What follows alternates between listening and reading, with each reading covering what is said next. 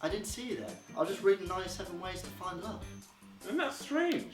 I was looking up 97 ways to keep the love alive. Ooh. Yeah. Were you looking for love in lockdown?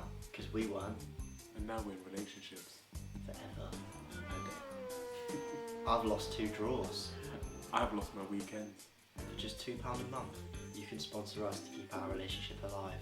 Your money will go to nights out, Meals out. holiday destination. And lots of presents. Thank you for your contribution. We Amen. really do.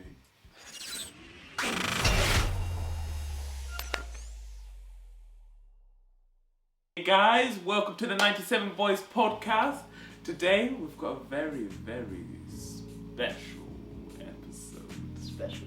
Very special. Today we are going to talk about the art of love. Relationships. So, not many people this year have been probably as fortunate as us. Mm-hmm. I don't know if love is a thing that's happened this much. It's happened. Oh my god. It's got you tongue tied. Are Are you going to cry? Should I get you a tissue? It's got me all flustered, man. Well, I don't think many people have managed to find love during lockdown because the opportunity hasn't been there that much. Today we're going to really kind of deep dive into all different types of aspects of this and talk about our own personal experiences finding love in lockdown, and talk about the new normal, the way you date now, the way we've dated, the way relationships have just changed, you know, with society and with COVID. We're going to give you some advice. And that's a special one. And that's very special because we're very knowledgeable people. We're trained. We're good. Trained knowledgeable. Yeah, on love. I'm not putting numbers to it, but it's and a then, number. And then we'll just kind of summarise on that and maybe talk about a bit of loneliness in men and lockdown, not just men, women as well, you know, and we'll go from there and see where it leads to us. I'm sure we're going to embarrass ourselves quite a lot in this episode. Give away too many secrets. And hopefully we won't embarrass our girlfriends too much because I don't want to be in the doghouse after this episode. Before this gets posted, I love you, and I will get you a present before this before this gets the air. I love you, and some chocolates already on the bed. Cool. So, finding love in lockdown. A madness. Craziness. And something that going into lockdown, well, you know, previous episode we spoke about going into lockdown, I'm thinking it was 2 weeks. Yeah. Now 9 months. So again, going into lockdown, it wasn't even something that came on my mind because just didn't care. Because everything was so restricted. Yeah. I feel like everybody had well, not everyone, because obviously we found out. Put it there. People didn't think outside the box. No. They limited themselves in what they could achieve and just thinking out. And do you know what? After that's what women love. You thinking outside the box. You had to, you know, what worked well, I think, is the fact is that prior to lockdown, you could either go out and be at a bar and get a pair of balls and go up to someone and talk to them and get them a drink, or a lot of people don't do that. They will just follow someone on Instagram, slide into their DMs because it's the easiest, safe. The slip and slide. You don't get rejected. If you do get rejected, it's not to your face. It's less embarrassing, etc. Delete. It never happened. Whereas prior to lockdown, you know, that's what happened. Whereas now you can't do that. There's no all these people. Everyone's in the same boat. We're all in that situation of the only way we can communicate is through social media, essentially, because you're not going to meet someone, well, apart from a supermarket, where are you going to meet someone? We're talking early stages of lockdown, not obviously so much now, because most we've got used to it now, and we've evolved. You know, the good thing about humans is, well, the best way to phrase it is in Latin, vita vita veci, we came, we saw, we conquered.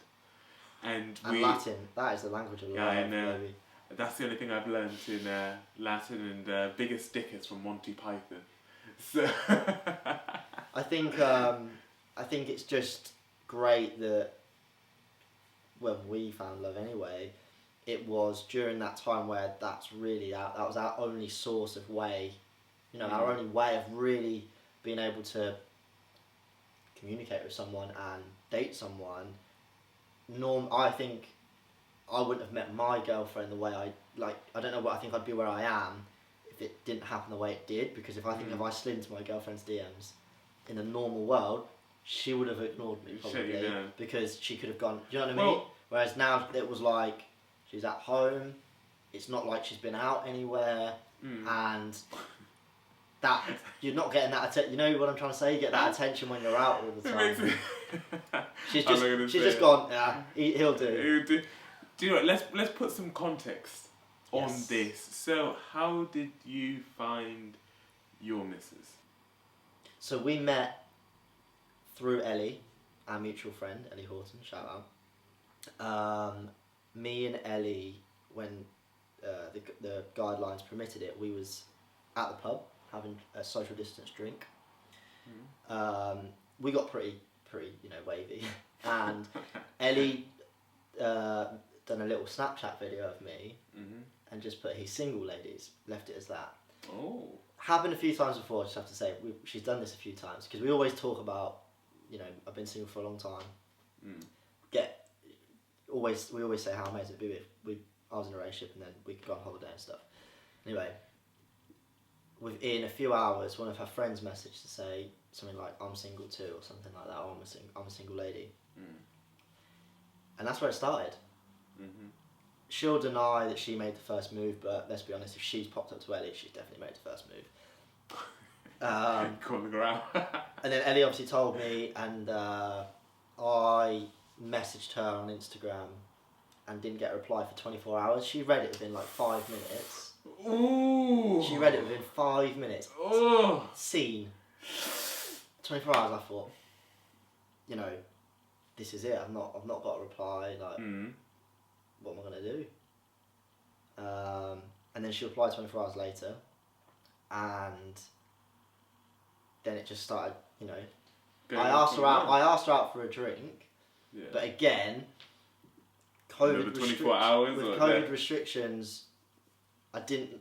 It was a weird time. Like, we didn't know that much about it and the virus, and it was still a bit uncertain. You don't know how people feel about it, etc. And it was a bit of a hard one. So I didn't want to be like, let's meet up if she wasn't comfortable, and I didn't know how comfortable I actually felt to do that as well. Meeting someone you don't know, etc. That you don't know what they're doing. You don't know if they've met up with hundreds of people before you, or vice versa. Yeah. So, and then we didn't. Our first date wasn't in person. Our first date was virtual. We talked for a couple of weeks. Then we went on a virtual date, which was great. But again, it's not the same as meeting someone in person. So had that date, and then we dated in person, and then it just went from 0 to 100, and then within the space of I think 3 months, we'd spent so much time with each other and naturally just got closer and did more stuff, and all that cute stuff that happens in a relationship.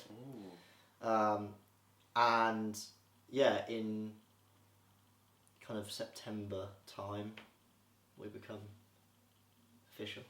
Official. But I kind of always said from the beginning, from when we first met and we were talking, it felt pretty. To me, it didn't need that label. Do you know what I mean? I think I've dated people in the past where it's. I'd love to hear her opinion on it didn't need a label. That's such a guy thing to say. I said the exact same thing. That did not slide very well. I did mention it to her a few times, and she was like, there's no rush. And I felt the same, as like we weren't talking to, we were both just on each other's wavelength. We both just were for each other kind of thing. I just kind of felt like when we first met, it was very much like we both felt comfortable, safe, whatever, in each other's relationship, and didn't need that label as such straight away. But then I kind of thought, I probably should.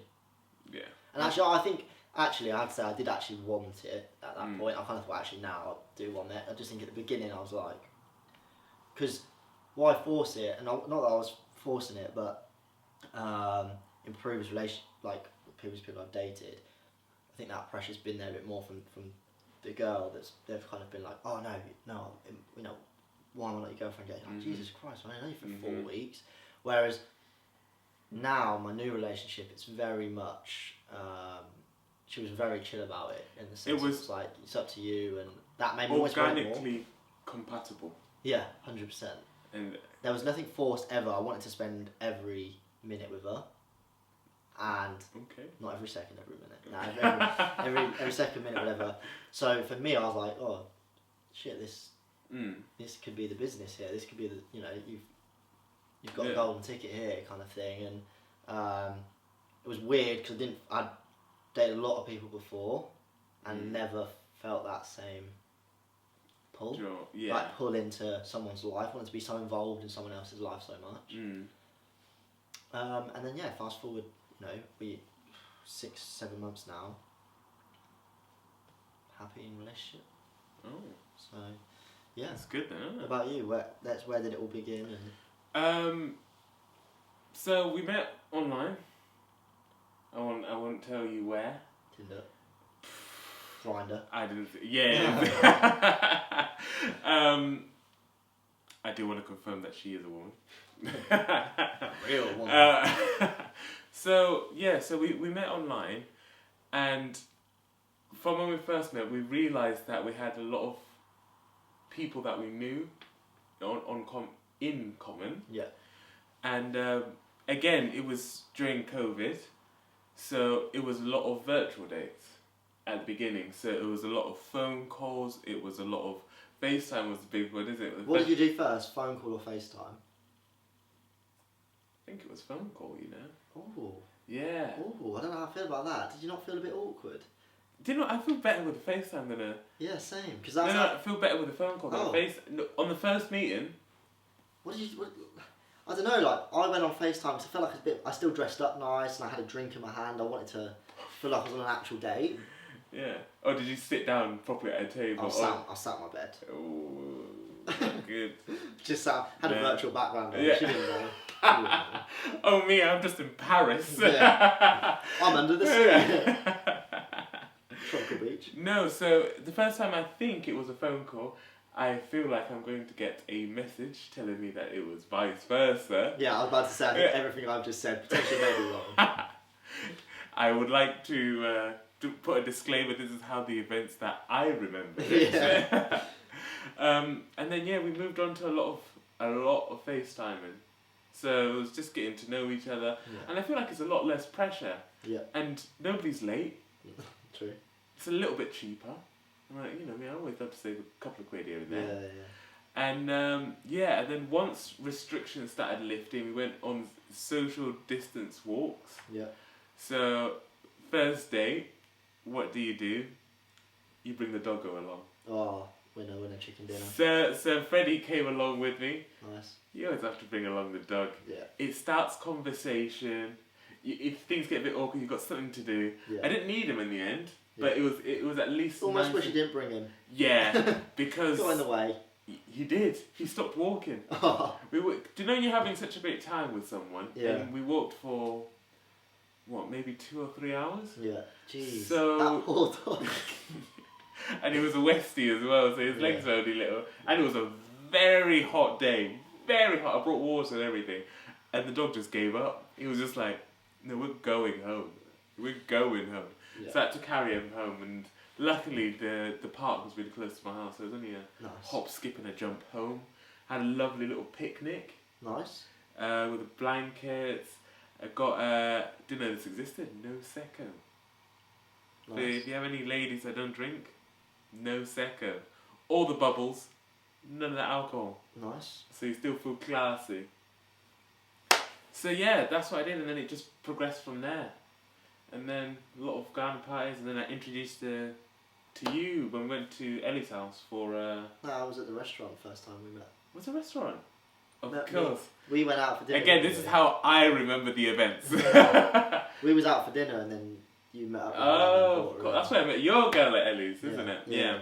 So we went out for a lovely dinner, introduced her, and and just took off from there, as you said.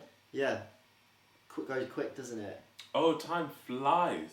And then they become your new bubble as well. Yeah, I was about to say, and you get to that point, I think, where it was that like awkwardness of like COVID and that, and then you kind of just have that chat of like, And it's bubble. It's crazy because like being in a bubble with someone means that you need to not stop, but you need to really reduce the amount of people you see. Yeah. So it's a commitment for somebody to.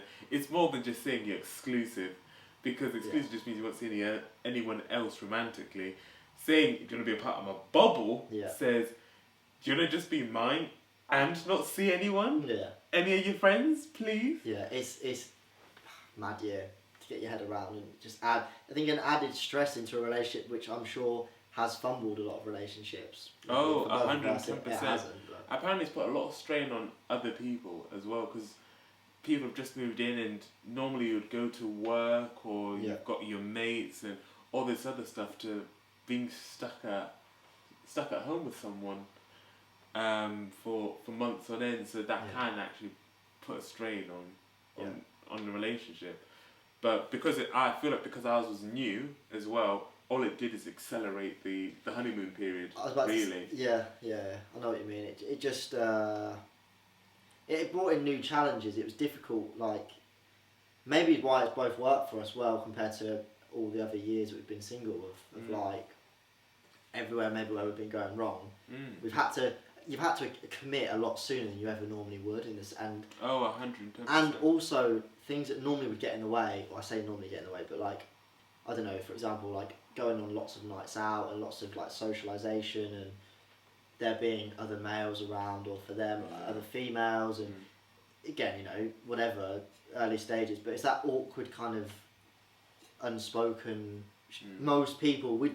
In going into something early, men don't talk about stuff, do they? They don't say how they feel, so the girl doesn't think that we're that into them, and then they're not out there talking to a boy, and then we lose our heads, and then they're like, "Why are you acting like that?" And you know, and it's just the cycle. Back and forth, isn't it? I've not had to have that issue at all. Neither of you. Like nightclubs are not open, so I've not had to ever be like, "Oh my god, they're going out," and getting worried about. Like it's just not. It's not even that obstacle's not been there, and. How do you? I've got a real question for you actually as well. So we haven't prepped any of this, so this is going to be a true, organic, authentic answer. Jesus. At the beginning of lockdown, right? Because I don't know about you, but I didn't have any work, so you could dedicate your time solely to a person, isn't it? So how did you feel about the transition to like going back to work more full time, or just full time in general? How was the transition for you? It's weird because I didn't get furloughed, so I was still working, but I was working in different capacity, because even though I was still working full time, it was a lot quieter at certain stages than it was, and see, we found our relationships at different. You found yours right before lockdown, right at the or beginning. 1 month in. Yeah, so like you found yours a little bit sooner than mine. So like, I didn't have the super tight restrictions that you would have had. Like we met in July, so we were, you know, a few months in, and which, like I said, you could go out, you could meet other people, you know, another household, under 6 people, whatever. And I think it still has had an effect in the sense of like, there's been really quiet times, and or you just, you know, if you finish at 5, you finish at 5. So normally in the office, I'd never normally finish at 5. You got to drive home, the commute, etc. But the transition from, you know, having no work, well, little work, to going back into essentially being very busy. Sometimes even we was going back in the office a bit. Was just acclimatisation, really. It didn't affect the relationship negatively, it just was weird. It felt strange to have spent so much time with someone and be in your little like love bubble, to then go and have to step out of that and be like, well, there's actually a world outside of this, and that's okay, and they'll still be there, because it's weird. It's like being a baby and you're being dependent on your mother, and then you're getting told you've got to go to school, and you're like, oh. You know what I mean? Like, it's just getting used to it and being like, and this isn't just relationships, this would be for everyone when they come out of, you know, when life goes back to normal at some point, hopefully. Just the, you know, stepping out of your comfort circle of whatever that may be, bubble, whatever, and how you mentally can take forward from that. I found it strange, and I know in our relationship we spend a lot of time with each other, so she finds it strange as well to not be with me all the time, and as do I. But in a way, it's almost good to have a day where you're not like that, because at some point in the near future, when things go back to normal, you're not going to spend every single night with each other. You can't spend one day when you live with each other. Hopefully, then you will. But I feel, what about you? Personally, with me, because I couldn't operate my business during lockdown, I found, and then obviously you can't grow because you're not getting that money in or anything like that. So all you've got is free time. Yeah. So I feel like I found someone because I've now had that free time. Yeah. But as restrictions have reduced, it means that I started work again. Yeah. And what I did find is, because it's a startup, it's a lot of work to go in it, and it's a lot of work for nothing as well. Yeah. So you've got those long hours, you've got those sleepless nights, you're waking up at dumb o'clock. So all those things, they take a toll on you and your well-being in terms of tiredness and stuff like that. And also, it's swallowing your time, because you're going, especially with property. I'm going to London, I'm going to Manchester, I'm doing loads of drives as well. Yeah. So like all your time gets gobbled up, and then you realise that although you are doing all those things, you've got a responsibility to the person that you're dating. It's easy to jump back into what your life was before and just focus, work, be selfish, and put your needs first, which is important, but you have to take into consideration. Exactly. Yeah, and now it's had a conversation that you wouldn't naturally have had before, or maybe not to the same entity, because it is hot and cold for them, because they've only known you as a free agent. I was about to say, and like and this is maybe a slight issue for a lot of people, is like you go into this is the new normal. All we've known is lockdown. You know, we can't. Exactly. We haven't gone on loads of fun dates because we can't. You can't go do normal things that you normally would do. And even if you can, do you want to risk that right now when in a year's time it'll be fine? Exactly. Well, hopefully. So hopefully you can go do that stuff. So it's a balancing act. Yeah. Absolute balancing act. So like, what's happened for me is it's forced me to, it's made me be a lot more efficient with my time. So because of it, I've actually had to put a rota and routine and all that other stuff so that I can fit in everything. And yeah, so it's just one of those, isn't it? It's forced you to have those conversations that you wouldn't normally have, because before you would just, they would know what you do, they would know how much time from your texting, from how much you speak to them, how much you go out with them, to that transition. So now it's just having that transition period and just getting to know each other again with all the work and all that debacle. Essentially, time was not precious because you had all the time in the world. Now time is very precious, and it's how you spend that time and able to fit in that right time, because you know it's not your girlfriend's fault. You've worked all day. She'll want to see you, and you might be working late, so you can't. So from her perspective, it's like annoying, right? So that's when, you know, same thing for me. Then we have to be like, maybe, okay, that's fine. I'm working late tonight.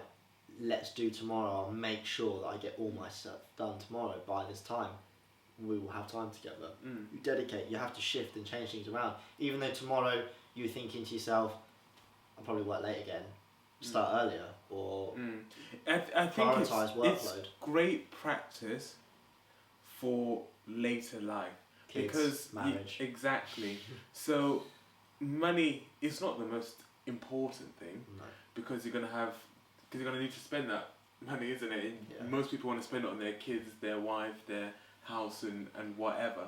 And you are going to have to prioritize them. You are going to have to shift things. You are going to have to move things to accommodate the other person, whether it be your partner or your kids or a friend or a foe, whoever. So I think it's great practice for later life as well to do those money management, and you'd rather time management, and you'd rather get that out the way now. Yeah. When things are less critical. Yeah. And when things are just less critical, than figuring it out when you're 30 years in. And I do think like all these restrictions and stuff, like we just said earlier, like it accelerates things. It puts pressure on certain aspects of a relationship that you would never get this in a normal situation. And it's probably, it's definitely benefited for our relationship because we've come out the other side of it and pushed, conversations that wouldn't have happened from my perspective, wouldn't have happened until later on because of, in a month's time we're going back, they've announced that lockdown restrictions are going to get worse. So you kind of think, oh my God, let's try and squeeze in as much as we can and do that now. Whereas I think in the real world I'd have been like, well, I'll see you at the weekend. Yeah. Because I'm working a week, I'll see you at the weekend. And you see them every weekend for the next... We spent so much time with each other in the last however many months, and that never would have happened if we weren't in this because... You've done a year's worth of stuff in 2 months. Yeah, but again, not really because... And this can move us nicely onto kind of the next part of like the new normal. We've made a list of things we want to do, right? Not just 2021, just like in the future. So places we want to go to eat, places we want to go on dates, just movies we want to watch, all this kind of stuff. The movie list is getting ticked off quite quickly. The visiting places list is not, surprisingly. So again, if I'd been in the old normal, 6 months into it being in a boyfriend girlfriend whatever. Or whatever, girlfriend, boyfriend, etc. I probably would have said, let's have a little trip abroad. I would have maybe gone somewhere European, a European country, Paris or somewhere in Spain. Do you know what I mean? Or even just somewhere maybe up north for us, like Lake District or Ireland. I don't know. Go somewhere. Just you two, but. The way travel restrictions have been and actually do you want to go abroad and get stuck and all of this? See, we had the exact same fears and we ended up driving to Scotland. That's what I mean. We went to the beach for a weekend, so you compromise, that's the new normal. Never would I be like, let's have a weekend away. Go up on Stanton Beach. I'd rather fly to the Algarve in Portugal and sit on the beach for a few days. And do you know what the saddest part of it is? It's cheaper to go to Port. Yeah. It was literally cheaper to go to Czech or Prague or wherever it was. Yeah. So, but you have to do what you have to do, isn't it? You have to make it work somehow. You got to make the most of what we've got. So, like again, in the new normal of dating scenes, we do these strange things because that's all we can do, and not just relationships, friendships. We do what we can do to. See each other and, we wouldn't normally go for a walk all the time to catch up or this and that and the other, but it's what you can do. What, for you, like dating wise, did you always kind of think, these are the kind of dates I would, in my mind I know what kind of dater I am, where I would take people, what I would do and what my goals are, where I want to go to places. For you, how much is that different? Has COVID made that different for you? It's changed it in the sense that I would go to a lot more places. I would do more things as well. But just having COVID, it creates a fear or a stigma just going to those places, if you see what I mean. Yeah. So I've really stuck close to home in terms of my dates. Yeah. Instead of going out, you do have a moment where you're like, screw it, let's just do it. Let's just go to Birmingham. Let's just go to Plymouth or whatever. Yeah. But sometimes it's just not worth it because by the time you've booked and planned everything, just new rules. Yeah. So we booked a place and we had to stop because of the circuit breaker before. So it's hard, isn't it? You can't win. You don't want to go out.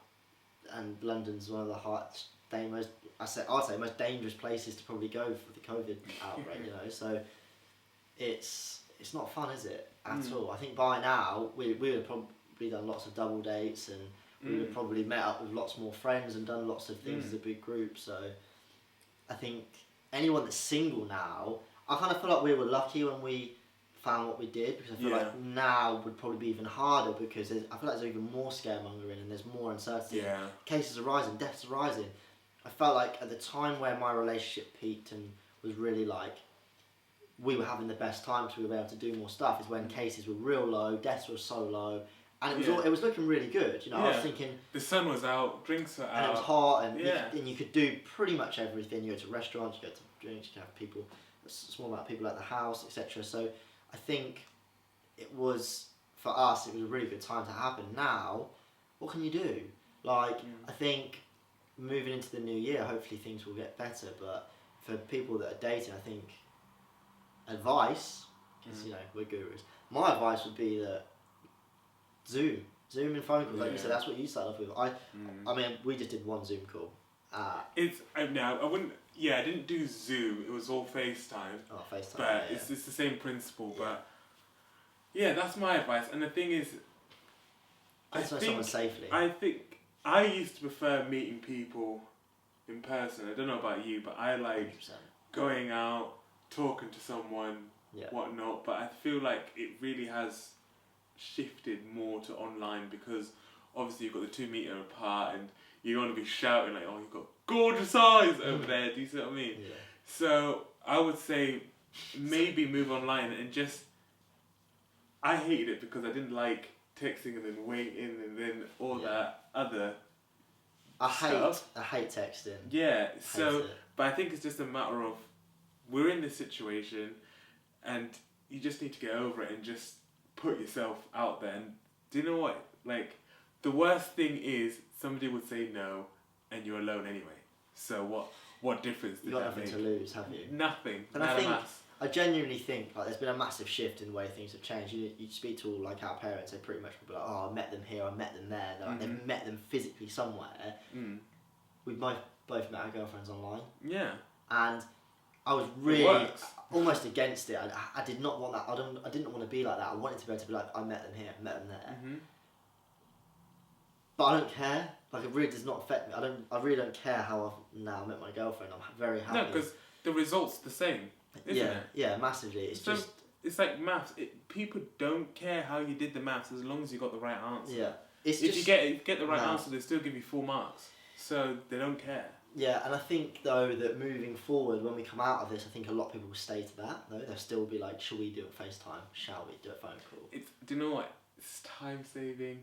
Can you imagine you meet someone in, let's say, Bristol, and you're driving 2 hours? Yeah.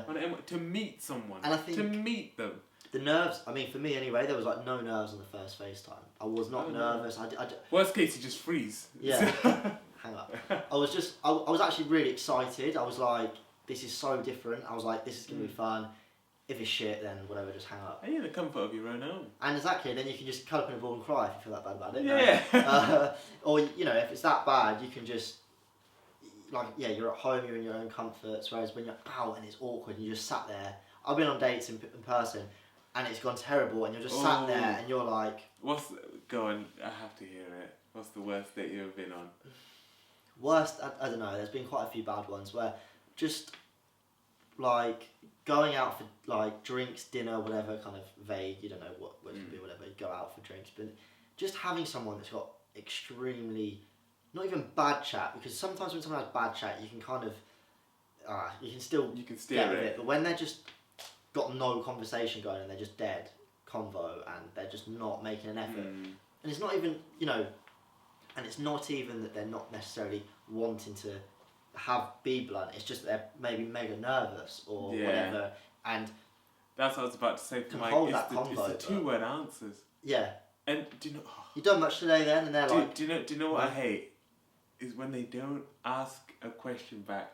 I don't know about you, but sometimes I ask a question because you want to tell the answer. Because I want to say my answer. Yeah, because you're kind of, you know the answer to it, so you wait to hear what they say because you get to know them, but then you know you've got a really good story, You can tell them about it and explore that, and hopefully that conversation leads elsewhere.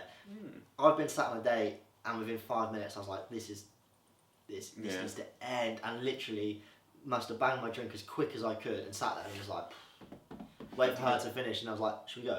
Yeah. And they just were like, yeah, and that was it, and never spoke since. And you just imagine they had as. But you have to go through the good and bad, isn't it?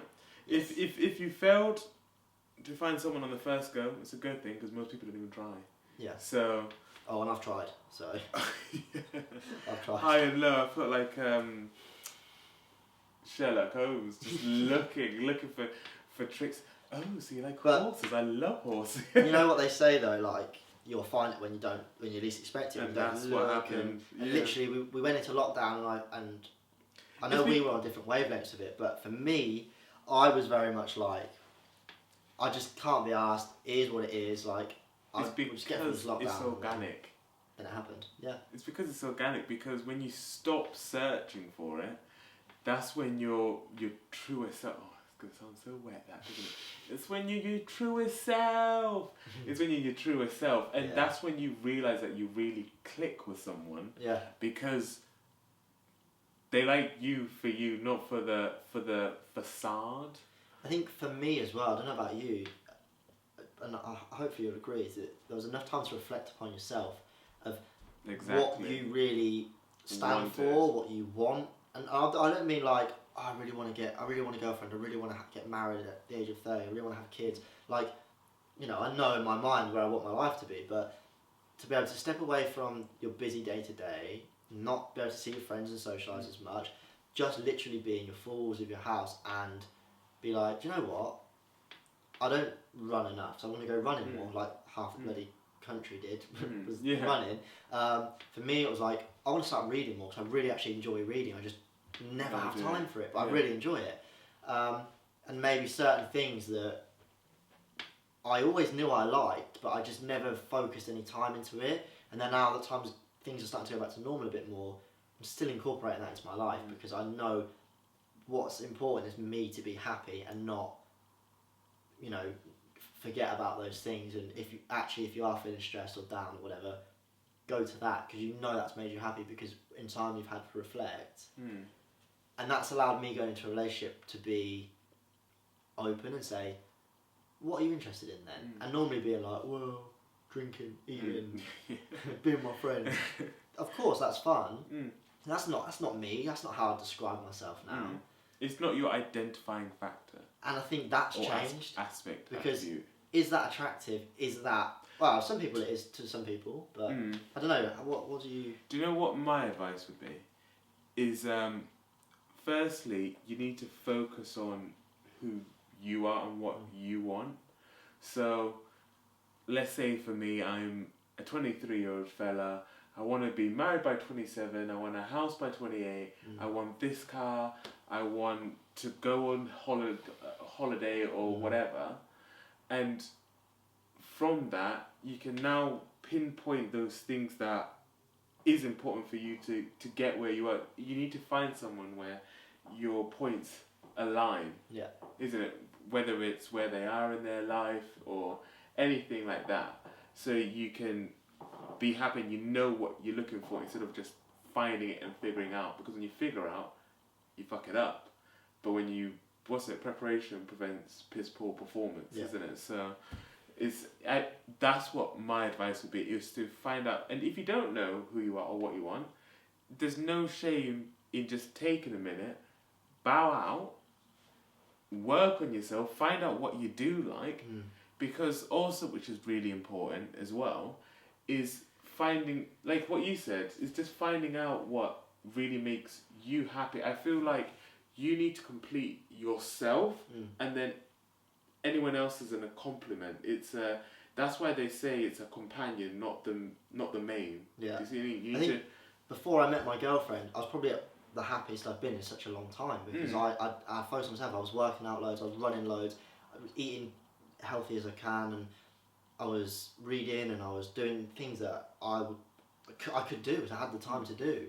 And then she come along, and then I was like, Jesus Christ, I've gone from what I thought was a 10 to even more, and it accelerates that. It enhances your happiness. But in a way, that must that aura that I must have had must have attracted. Yeah. Which I don't think I ever had before. Like, looking back, I don't think that was ever there, because I was always focused on thinking on the next thing and not the now. Yeah. And I know, like what you've just said, as cliche as it sounds, and as frustrating as it sounds, because I think last year before, I really did want a relationship, and I was really like, you know, I don't want to be lonely, I want to be with someone. If you said to me then, go find yourself, go figure yourself out, you tell them to do one. I'd be like, no, and I do know what I want, blah blah blah. Like, you do not want to accept it because you feel like you're already happy, but it just naturally happens, and this time has allowed a lot of people to just self-evaluate. And if this doesn't happen, and if this hasn't happened for you in lockdown, I think there will be a time in your life it will happen.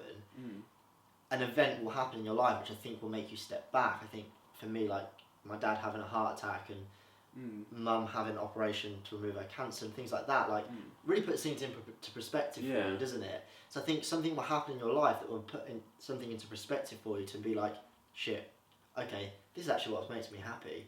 This is what I'm going to focus on. It doesn't have to be the lockdown. If you haven't found it yet, don't worry. Like, it will still come in your life, but just something may happen in your life, and it might not be, you know, hopefully not be as bad as that, like where someone nearly dies or whatever. But it might just be that one day you wake up and you're like, do you know what?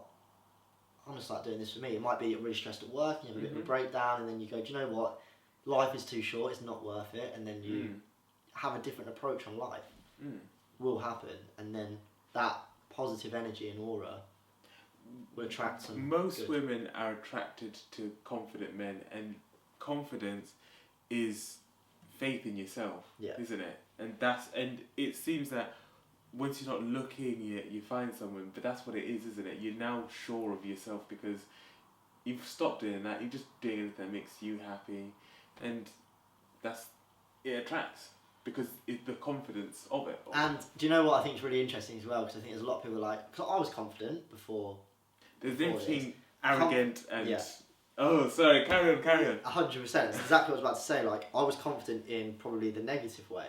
I'd go on a date being confident, thinking, I'm going to smash this date. I know I can talk, I'm funny, I can do this and this. But then you go into it, and then you're too confident because you're just being a dick and you're not listening to them, because you're just talking because you're like, I'm confident, so I'm going to talk.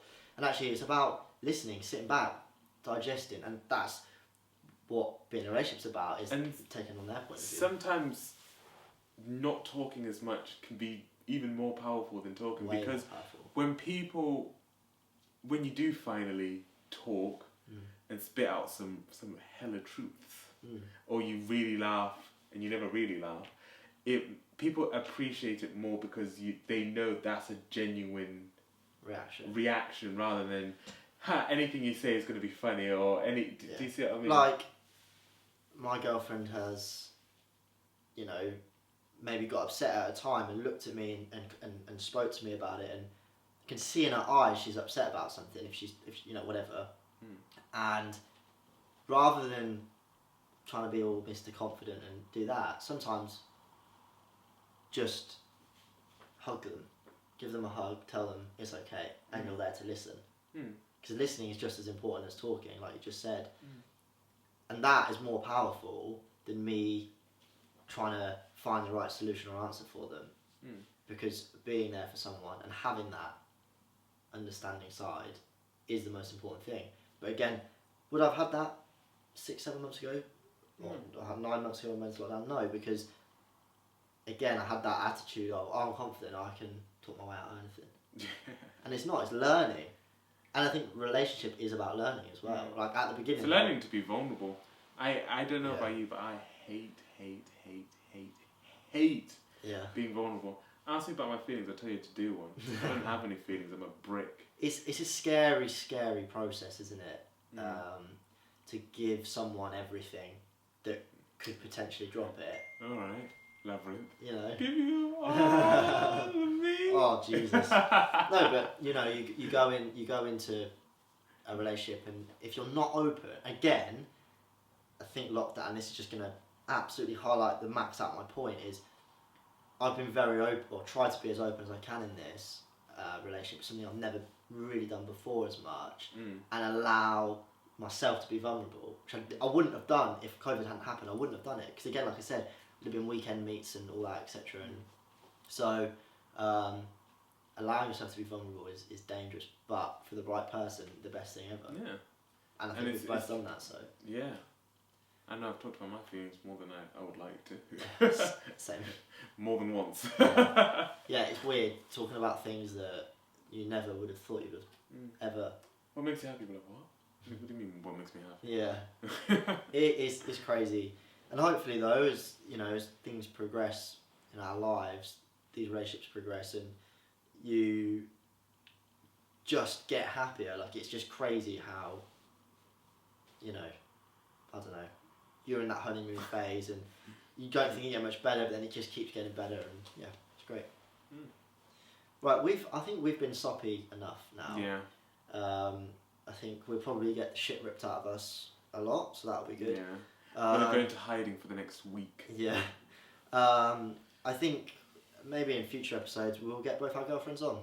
Yeah. At some stage, I think you can hear. They should do an episode. They could do an episode talking about us. I'm sure they won't be as nice as us. Yeah. We're so nice.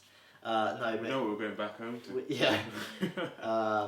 I'm sure we can get that arranged at some point. That'll be good. But I think we've hit some nails on the head. Good topics there, and I'm sorry if you've just been sick in your bucket a few times. We will not be talking about cringy stuff anymore the rest of the season of this podcast. It's meat, guns, and manly stuff. And trucks. Yeah, trucks. But thank you for watching. Hopefully you've resonated a little bit with us. If you fall in love, if you have fallen in love during lockdown, comment, like, share your story with us. Drop us a message in your DMs. We'll put you on our testimonial stories. Like, get in touch. Let us know. We'd love to hear, and we'll mention any of them in kind of upcoming episodes. Something we want to start doing. So do let us know. Your feedback is obviously mega important, as we always say. So please do. If you're not already, subscribe, like, share, etc. Peace. Peace.